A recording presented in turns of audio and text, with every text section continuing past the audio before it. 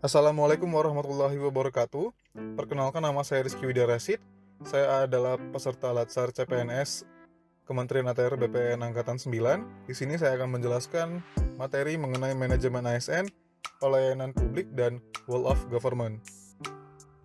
Dan yang pertama kita akan ngebahas tentang manajemen ASN. Dasar hukumnya dari Undang-Undang Nomor 5 Tahun 2014 tentang Aparatur Sipil Negara. Manajemen ASN adalah pengolahan ASN untuk menghasilkan pegawai ASN yang profesional, memiliki nilai dasar, etika profesi, bebas dari interferensi politik, bersih dari praktik korupsi, kolusi, dan nepotisme. Lalu mengenai kedudukan ASN. ASN dibagi dua.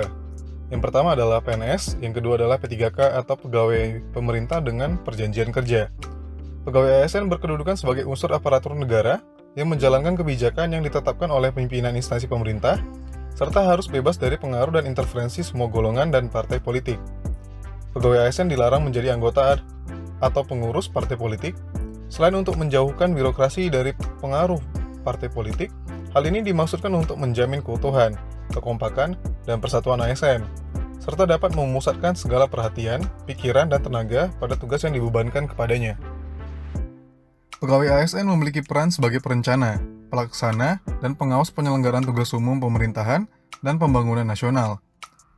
Untuk dapat menjalankan perannya dengan baik, pegawai ASN memiliki fungsi sebagai pelaksana kebijakan publik, sebagai pelayan publik, dan sebagai pemerekat dan pemersatu bangsa. Dalam Undang-Undang ASN, hak PNS dan P3K adalah sebagai berikut. PNS berhak memperoleh yang pertama gaji, tunjangan, dan fasilitas, yang kedua cuti, yang ketiga jaminan pensiun dan jaminan hari tua, yang keempat adalah perlindungan yang disediakan oleh pemerintah yang berupa jaminan kesehatan, jaminan kecelakaan kerja, jaminan kematian, dan bantuan hukum. Yang kelima adalah pengembangan kompetensi. Sementara itu, P3K berhak memperoleh yang pertama gaji dan tunjangan, yang kedua cuti, yang ketiga adalah perlindungan yang disediakan oleh pemerintah itu berupa jaminan hari tua, jaminan kesehatan, jaminan kecelakaan kerja, jaminan kematian, dan jaminan bantuan hukum. Yang keempat adalah pengembangan kompetensi. Selanjutnya, sesuai dengan asas proporsionalitas, hak yang diterima ASN diiringi dengan kewajiban yang harus dipenuhi. Dalam Undang-Undang ASN disebutkan kewajiban pegawai ASN antara lain yang pertama, setia dan taat pada Pancasila, Undang-Undang Dasar Negara Republik Indonesia, NKRI, dan pemerintahan yang sah. Yang kedua, menjaga persatuan dan kesatuan bangsa.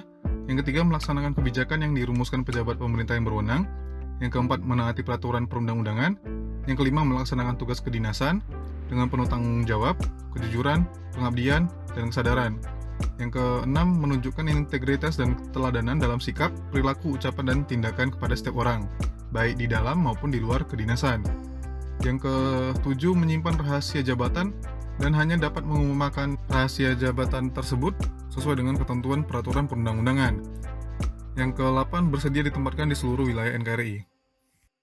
Sebagai profesi, ASN bekerja dengan berlandaskan pada kode etik dan kode perilaku yang diatur dalam Undang-Undang ASN, yang menjadi acuan bagi para ASN dalam penyelenggaraan birokrasi pemerintah dan bertujuan untuk menjaga martabat dan kehormatan ASN tersebut.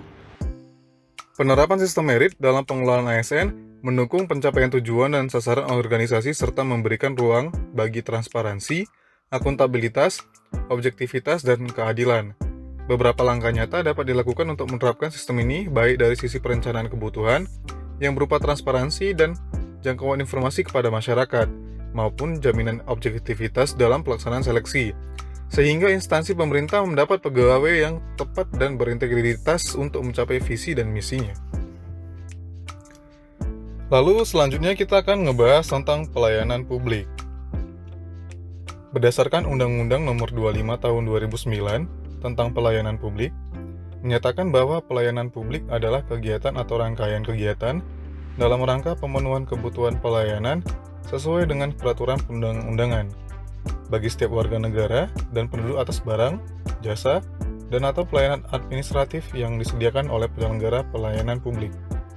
Definisi pelayanan publik dalam Undang-Undang Nomor 25 Tahun 2009 sangat sempit, karena ruang lingkup pelayanan yang disebut sebagai pelayanan publik sangat terbatas, dan bentuk kegiatan pelayanan publik sebagaimana diatur dalam Pasal 5 Ayat 3 dan 4 juga sangat sempit, karena pelayanan kebutuhan barang publik bagi masyarakat hanya diartikan sebagai pengadaan barang atau jasa di instansi pemerintah.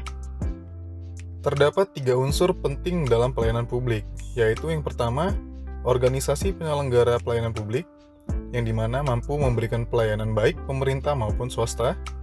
Lalu yang kedua adalah penerima layanan atau pelanggan, yaitu orang, masyarakat, atau organisasi yang berkepentingan. Yang ketiga, kepuasan yang diberikan dan atau diterima oleh penerima layanan tersebut. Maksudnya itu adalah manfaat atau efek yang diterima oleh si pelanggan akibat adanya pelayanan publik tersebut. 9 prinsip pelayanan publik yang baik untuk mewujudkan pelayanan prima adalah partisipatif, transparan, responsif, non-diskriminatif, mudah dan murah, efektif dan efisien, aksesibel, akuntabel, dan berkeadilan. Lalu yang terakhir, di sini kita akan menjelaskan tentang Whole of Government. Whole of Government atau WOG adalah sebuah pendekatan penyelenggaraan pemerintahan yang menyatukan upaya-upaya kolaboratif pemerintahan dari keseluruhan sektor dalam ruang lingkup koordinasi yang lebih luas, guna mencapai tujuan-tujuan pembangunan kebijakan, manajemen program, dan pelayanan publik. Oleh karenanya, WOG juga dikenal sebagai pendekatan interagensi, yaitu pendekatan yang melibatkan sejumlah kelembagaan yang terkait dengan urusan-urusan yang relevan. Pada dasarnya, pendekatan WOG mencoba menjawab pertanyaan klasik mengenai koordinasi yang sulit yang terjadi di antara sektor atau kelembagaan sebagai akibat dari adanya fragmentasi sektor maupun eskalasi regulasi di tingkat sektor, sehingga WOG seringkali dipandang sebagai perspektif baru dalam menerapkan dan memahami koordinasi antar sektor. Terdapat beberapa alasan yang menyebabkan mengapa WOG menjadi penting dan tumbuh sebagai pendekatan yang mendapatkan perhatian dari pemerintah. Pertama adalah faktor-faktor eksternal, seperti dorongan publik dalam mewujudkan integrasi kebijakan, program pembangunan, dan pelayanan agar tercipta penyelenggaraan pemerintahan yang lebih baik. Kedua, terkait faktor-faktor internal yang ada, terdapat fenomena ketimpangan kapasitas sektoral sebagai akibat dari adanya nuansa kompetisi antar sektor dalam pembangunan. Yang ketiga, khususnya dalam konteks Indonesia, keberagaman latar belakang nilai, budaya, adat istiadat, serta bentuk latar belakang lainnya mendorong adanya potensi disintegras bangsa. Dalam hal ini, WOG menjadi penting karena diperlukan sebagai upaya untuk memahami pentingnya kebersamaan dari seluruh sektor guna mencapai tujuan yang bersama. Sikap, perilaku, dan nilai yang berorientasi sektor harus dicairkan dan dibangun dalam fondasi kebangsaan yang lebih mendasar, yang mendorong adanya semangat persatuan dan kesatuan. Praktek WOG. Yang pertama, penguatan koordinasi antar lembaga, yang dimana dapat dilakukan jika jumlah lembaga-lembaga yang dikoordinasikan masih terjangkau dan manageable. Yang kedua, membentuk lembaga koordinasi khusus. Lembaga koordinasi khusus ini biasanya diberikan suatu kelembagaan setingkat lebih tinggi, atau setidaknya setara dengan kelembagaan yang dikoordinasiinnya. Yang ketiga, membentuk gugus tugas. Gugus tugas merupakan bentuk pelembagaan koordinasi yang dilakukan di luar struktur formal, yang sifatnya tidak permanen. Lalu yang keempat adalah koalisi sosial, yang merupakan bentuk informal dari penyatuan koordinasi antar sektor atau lembaga, tanpa membentuk klub perlembagaan khusus dalam koordinasi ini. Terdapat beberapa tantangan dalam praktek WOG. Yang pertama adalah kapasitas SDM dan institusi yang tidak sama. Yang kedua, nilai dan budaya organisasi, yang manakala terjadi upaya kolaborasi sampai dengan penyatuan kelembagaan.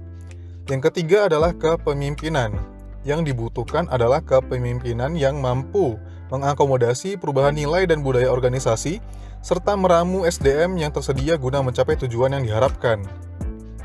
Praktek WOG dalam pelayanan publik, yang dimana dilakukan dengan menyatukan seluruh sektor yang terkait dengan pelayanan publik. Jenis pelayanan publik yang dikenal yang dapat didekati oleh pendekatan WOG adalah pelayanan yang bersifat administratif, pelayanan jasa, pelayanan barang, dan pelayanan regulatif. Demikianlah paparan mengenai manajemen ASN, pelayanan publik, dan Whole of Government dari saya. Akhir kata saya ucapkan terima kasih. Assalamualaikum warahmatullahi wabarakatuh.